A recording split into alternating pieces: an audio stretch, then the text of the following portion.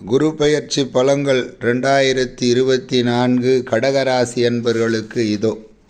சூழ்நிலைகளுக்கு தகுந்தபடி தன்னை மாற்றிக்கொள்ளும் கடகராசி அன்பர்களே, இந்த ஆண்டு மே மாதம் 1ஆம் தேதி முதல் உங்கள் தொழில் ஸ்தானத்திலே குரு பகவான் இருந்தவர் இனிமேல் லாபஸ்தானத்திற்கு மாறுகின்றார்.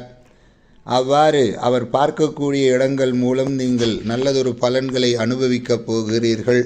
அட்டமசனியின் தாக்கத்தால் கடந்த காலத்திலே சில பாதிப்புகளை அடைந்து வந்த உங்களுக்கு குரு லாபஸ்தானத்தில் அமர்வதன் மூலம் நல்ல பலன்களை பெறுவீர்கள்.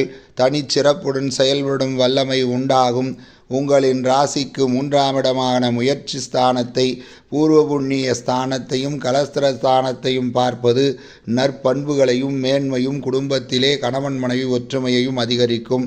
உங்கள் கடந்த கால தொய்வு நிலை மாறி நீங்கள் எடுக்கும் முயற்சிகள் அத்தனையும் செயல்பட துவங்கி வெற்றி கனியை பறிப்பீர்கள். எவ்வளவு காலத்தில் முடியும் என்று இருந்த நிலை மாறி விரைவில் நல்லதொரு முடிவுகள் கிடைக்கும். பூர்வ புண்ணிய பலம் பெற்று உங்களின் பூர்வீக சொத்துக்கள் சம்பந்தமான பிரச்சனைகள் தீர்வாகும்.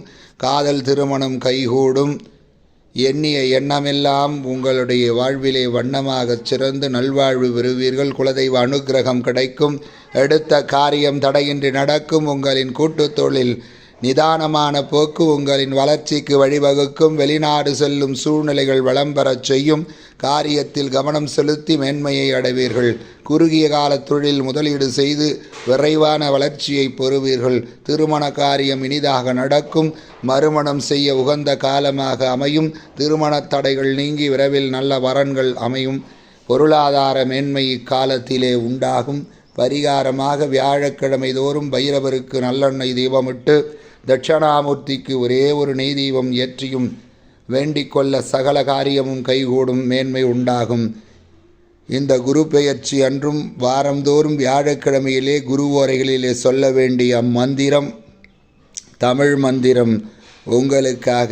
இடர்களையாரேனும் எமக்கிறங்காரேனும் படரும் நெறிவணியாரேனும் சுடர் உருவில் என்பரா கோலத்து எரியாடும் எம்மனார்க்கு அன்பு அறாது என் நெஞ்சவர்க்கு என்ற இந்த மந்திர பாடலை நாள்தோறும் 27 முறை, குறிப்பாக வியாழக்கிழமைகளிலே சுக்கிர ஓரையிலே 27 முறை ஓதி வருவருக்கு குரு பகவான் நல்லதெல்லாம் வாரி வழங்குவார். நல்லதே நடக்கும். ஓம் நமச்சிவாய.